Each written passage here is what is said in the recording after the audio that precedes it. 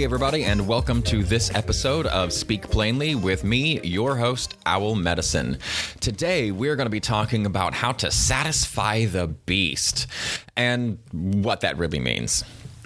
I recently posted an article up on owlchrysalismedicine.com called Satisfy the Beast. It took 3 days to write, and I've been struggling how to really bring the concept out to the world because it's really widely applicable, and that's the reason it's so powerful. That's the reason I really want to talk about it and let everybody know about this, is because it really can improve our lives in many, many, many different ways.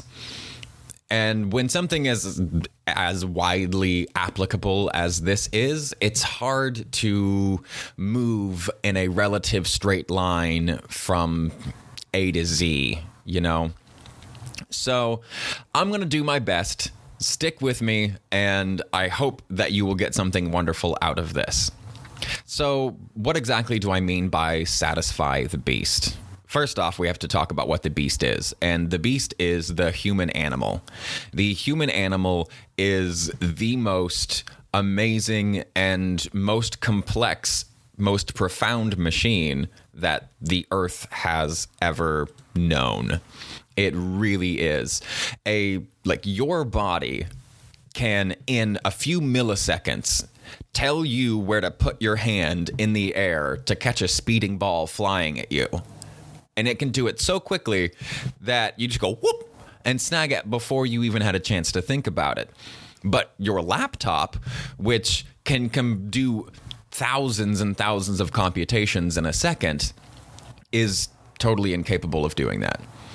And a laptop doesn't even have a hand to figure out where to put it. So we really are the most amazing machine that the world has ever created. Every machine has been created by this one, from civilization to rocket ships, the Mars rover, the human machine, the human animal has built all of these things.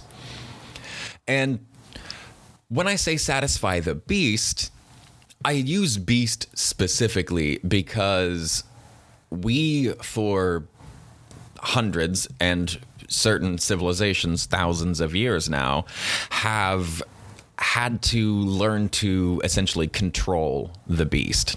And in a way, if we're going to talk about the biology of that, what we're talking about really is the prefrontal cortex. The prefrontal cortex is this part of our brain that sits behind our eyeballs. That's the newest part of our brain, the newest part of brains, period. And we have the largest for our brain size. And if you actually scale across species who has the largest prefrontal cortex for their brain size, it actually scales perfectly with how large of a social group that species has to deal with on a regular basis. Human social group is absolutely massive. So we have the largest prefrontal cortex. Okay, awesome. What does that tell us? That basically tells us that the prefrontal cortex is the organ, or the organelle of the brain that has allowed for civilization. If it's all about social stuff, that's really what civilization is, right? Civilization is like, well, I've worked really hard for a long time to just be able to make enough food and stuff for those people around me, my hunter-gatherer society, my family, whatever. And then we moved into an idea of civilization that allowed us to all do a little bit more specialized work, but we created trade and things that allowed us to get all of the things that we needed. And in order to do that, you have to get along with other people, other animals of your species. So the prefrontal cortex is what allows us to do that. It allows us to control the beast. And that is where we have run into a few problems. Our prefrontal cortex being the highest form of our mental capacities. That's our executive functions. That's how we decide things. If I remember right, George W. Bush actually called the prefrontal cortex when that was kind of new. When he was president, he called it the decider. We know he had a wonderful, simple way with words. Do you miss when Bush was like the craziest person in politics? Because I do. Even though 45's gone, I still miss when he was the dumbest person in politics. At any rate, that decider is what has allowed the facilitation of civilization in our species. So that prefrontal cortex is what has allowed us to control the beast. It's what prevents us from having our animalistic reactions and putting ourselves in front of everybody else, because we are a social species. We know that we do need help. That's our strategy on survival. Every animal, plant, fungi on the planet has its own strategy on how it's going to survive in the world. Every species has its own strategy, from birds to spiders. Some live in trees and some live in holes in the grounds, but they're still birds or they're still spiders. They've found a specific niche that allows them to not have to compete for certain resources, whether the resources are space for their habitat or whether it's a specific kind of food. So we all have these specific strategies that help us to stay alive as a species. The human species strategy is cooperation, and that works really well. Charles Darwin was the one who pointed out that the hallmark of the human species is empathy. So that works really well. For a highly empathetic species, we do cooperation really, really well, thanks to that prefrontal cortex allowing us to figure out what we should suppress and what we shouldn't suppress so we can learn how to all get along. So the human animals strategy, it has been based around adaptation, which is really cool. That means we come out of the womb not fully baked. In fact, we're like barely baked. We're only like 9 months baked, and it actually takes 25 years for the human animal to become fully baked. We were designed to be adaptable to a world that no longer exists. We were designed by our great grandma and grandpa. And our great grandma and grandpa loved us so much before we ever existed that they did everything they could to ensure our success. They really set us up for success. They designed our body so beautifully and so efficiently that we've been able to take over the entire world. We've been able to take over the whole planet. And as each generation goes by, it's always been the hope of the human species, and probably for all species, to allow life for our descendants to be a little bit better than the life that we had. And great grandma would definitely be super excited about the lives that we have now compared to the life that they experienced. We have no need for a lot of the built-in instincts and designs that we have in us. We kind of have no need for them now. We have very little need for them. Not no need. We have very little need for them. And the reason we have very, very little need for them is because our world doesn't represent anything like what our grandma and grandpa thought it was going to be like. So, like, we were designed, the human animal was designed to withstand an incredible amount of stress. Like, truly incredible amounts of stress. We are a profoundly resilient species. But we were set up for a specific kind of stress. We were set up for the kind of stress that our great, you get the point, grandma was going to have to deal with. So the type of stress that she had to deal with was finding food every day and protecting herself from the cold and the heat and the wind and the dry and the wet. She had to run away from predators. She had to find food, find prey, and avoid being prey. That's a specific kind of stress. And it means that we were designed for a bunch of stress all up at once, and then eventually that stress resolves and we go back to our baseline, the baseline of what we are like, what our homeostatic existence is without stress. We get to return back to that baseline. And that's great. But nowadays, we don't get to return to that baseline. We are constantly chronically stressed. Now, chronic childhood stress is a serious issue. It has profound, deep, and long-lasting effects on the human animal. Even if you didn't have an overly stressful or traumatic childhood, and now you just find yourself today being a good person. You are concerned with everybody in the world. You're concerned with the well-being of them. When you see people suffering around the planet, it breaks your heart, and you really just wish that there was something that you could do. When you see people in pain, you want to do something. It's important to you because you want to end their suffering. Ending suffering is important to you because you're a good person. And because we're a social species, Grandma designed us to feel that way, right? We get rewarded for feeling that way. It's good for our survival as a species to be concerned in that way for each other. But Grandma didn't design us to be able to know what's happening and see the suffering of people on the other side of the globe.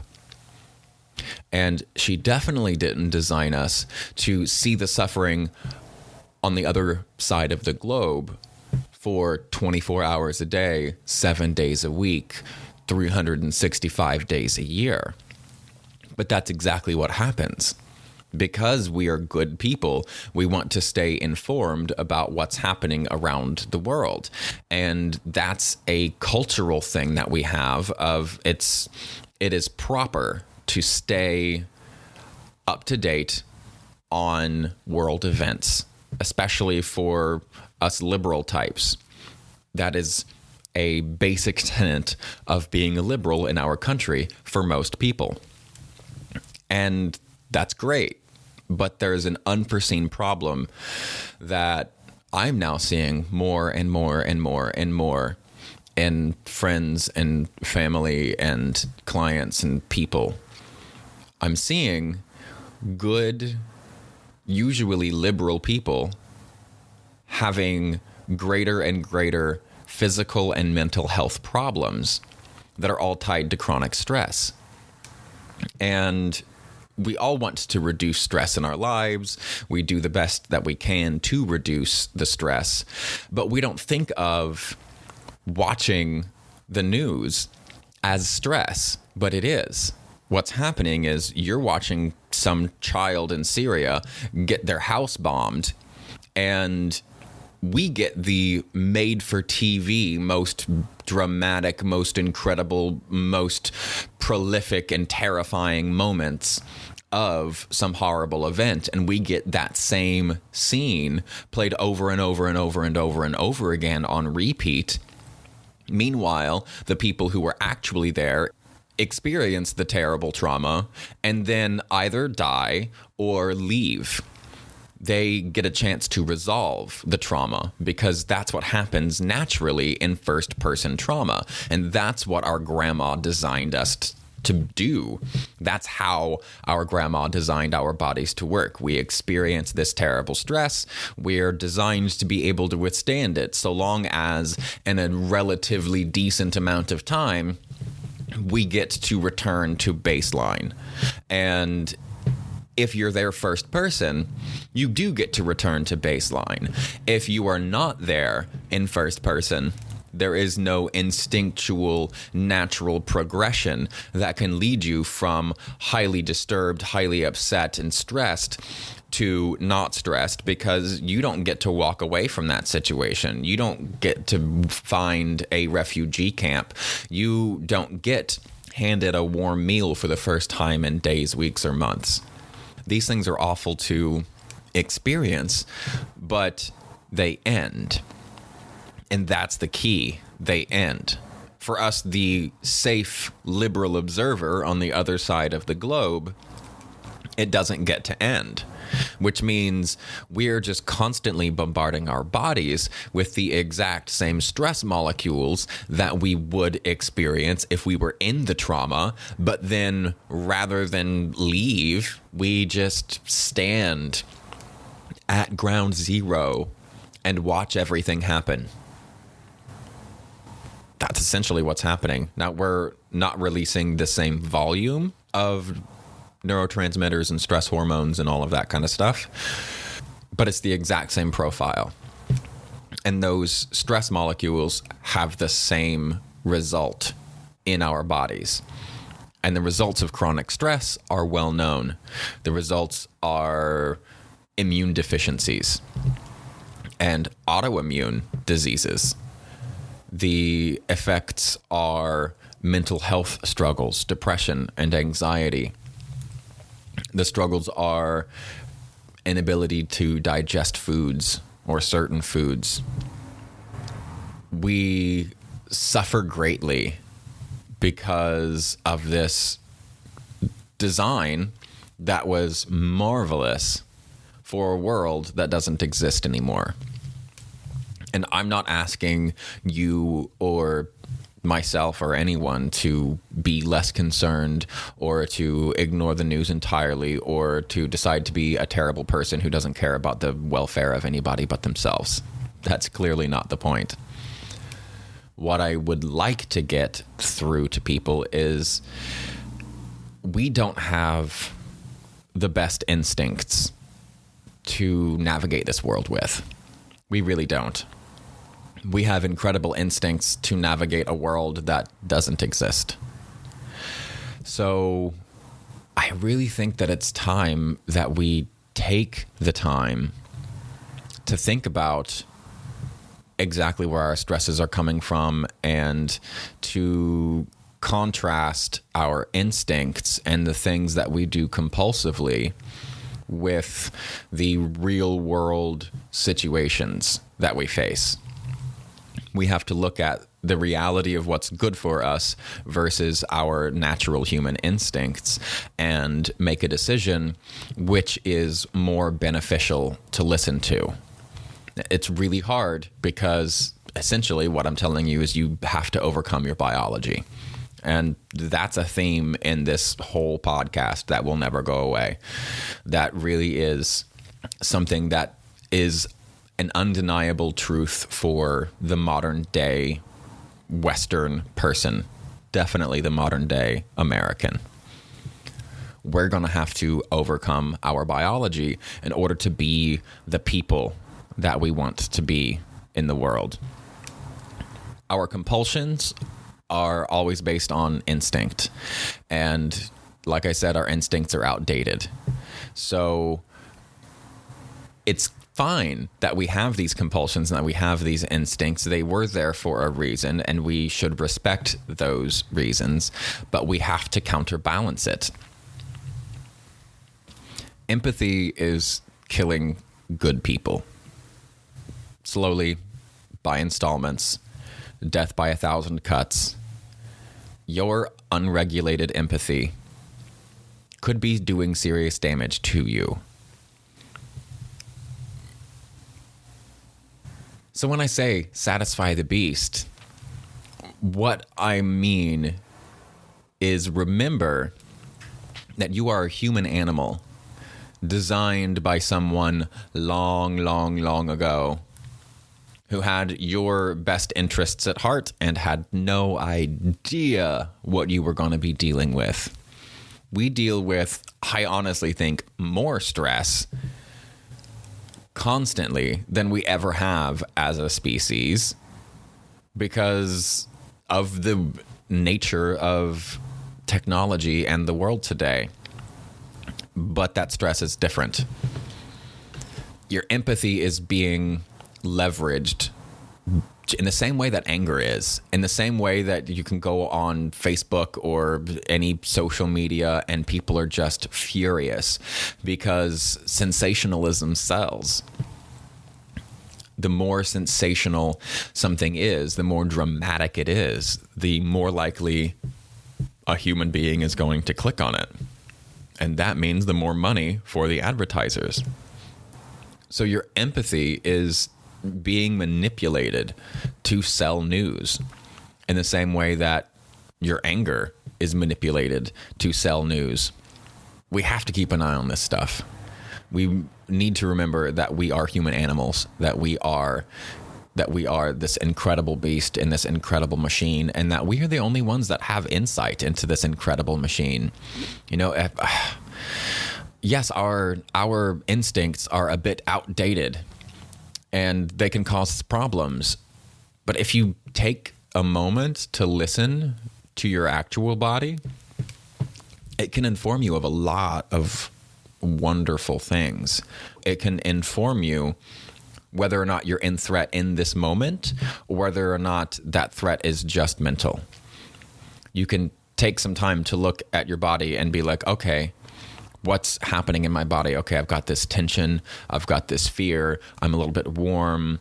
My hands are a little clenched. My abdomen is a little bit tight. And then look around your environment and go, what am I responding to in my environment? There's something here that's causing me to do this, because we don't do anything for no reason at all. There's always a reason, and there's something in the environment that is the reason. And if you look around and you don't see anything threatening in your environment, check your mind. What's your mind thinking about? Because that's going to be what is upsetting you. If you look inside your body and you remember to think about the beast in that way, that you are a user of this incredible machine and you have been rented this human animal, you'll remember to take care of it the same way that you take care of your dog. There are basic maintenance tasks that must be accomplished in order for the human beast to run well. You need to walk. You need to walk your dog. You need to walk yourself. Except you are bigger than your dog, so you should probably walk yourself longer than you would walk your dog. You need to drink water. You need to eat good food. You need to sleep and get good rest. And yeah, you even need to socialize. You're going to have to socialize the same way you take your dog to the park. If you're not good at socializing, you're going to have to put yourself out there to do the same thing. It's more important for humans than it even is for dogs, I genuinely believe. And even if you're good at socializing, the reality is most of us aren't very good at it anymore, thanks to COVID and all of these restrictions. So we could all use a little practice in that. But if you remember these simple tasks, the same stuff that you got to do for your dog, then you'll do much better for yourself. You watch the news so you could stay informed and you could see what's happening around the world. When you feel stressed, that's fine. If you remember to satisfy the beast, you can go, oh yeah, I'm stressed because I just saw these people that are suffering and I don't want them to suffer. And that the only real difference between them and me right now is they have a natural progression of events that's going to lead them to their baseline again. But I don't. So remember to satisfy the beast in that moment. You can take your beast for a walk then. Lots of really cool things happen when you go for a walk. Like really cool things that happen. Remember how I was talking about how the human beast, this human animal, is incredibly efficiently designed? So one of the ways it's incredibly and efficiently designed is the same body parts that we use for locomotion and the processes that all happen, the physical motions that happen during walking, do a lot more than just move your physical body from point A to point B in space. Every single little micro movement that's happening, every pinch and every stretch, every movement is helping to facilitate other processes in the body. With each step, you are increasing your water metabolism and you are increasing your lymph movement. All of the toxins and waste from metabolism that exists in your body just from being alive and eating and cells dividing, all that stuff gets dumped into the lymph, and then you have to move it out. And the only way to do that is mechanically.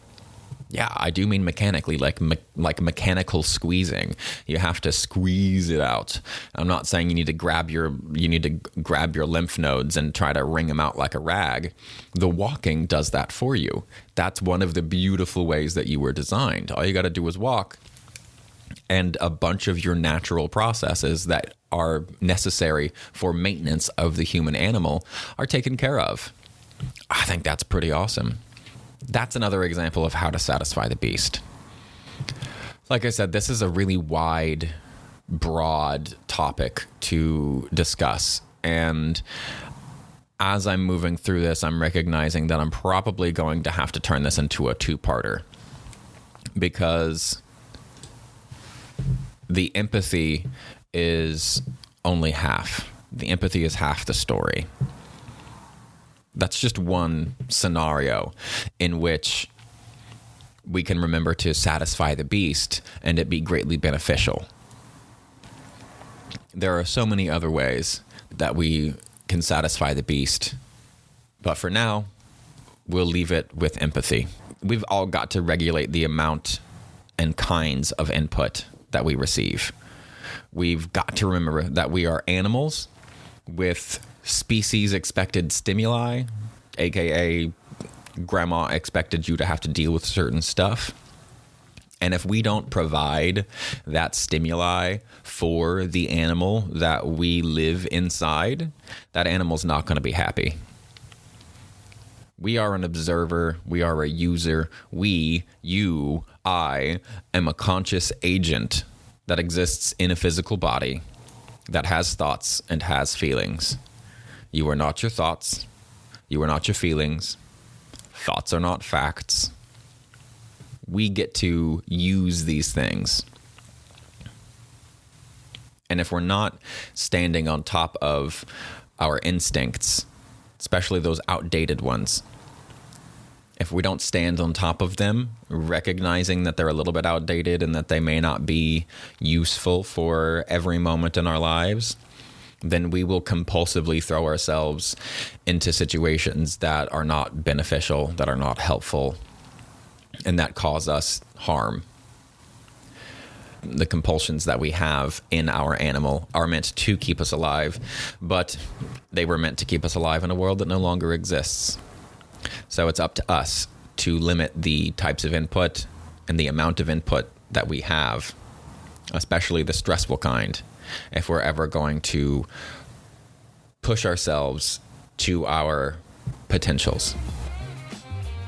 The next time that you're upset and stressed, especially if it has anything to do with your good-hearted nature and your empathy, remember to satisfy the beast.